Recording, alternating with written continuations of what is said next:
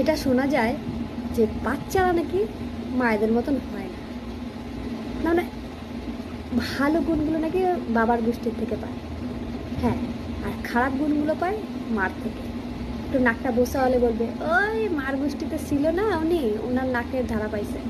যদি গায়ের রঙটা যদি মায়ের গায়ের রঙের সাথে যদি ম্যাচ খাইয়া যায়, বলবে ওই যে মায়ের গায়ের রঙ পাইছে। হাইটটা যদি একটু শর্ট হয়ে যায় মার মতন, বলবে ওই যে মার হাইট পাইছে। আর গায়ের রঙ যদি ধলা হয়ে যায়, কবে ওই যে বাবার রঙ পাইছে, দাদুর রঙ, ঠাকুমার রঙ, পিসি তো ওরে বাবা কি ফর্সা ফর্সা। সব ভালো সব বাবার গোষ্ঠী, আর যত খারাপ সব মায়ের গোষ্ঠী। আর সিজার, ও বাবা, ওটা কোনো কথা? সিজার নর্মাল ডেলিভারি হলো আসল যন্ত্রণাদায়ক। সিজার তো কোনো ব্যাপারই নাই, গেছে ডেলিভারি রুমে পেট কাটছে, আরামসে বাই করে দিছে।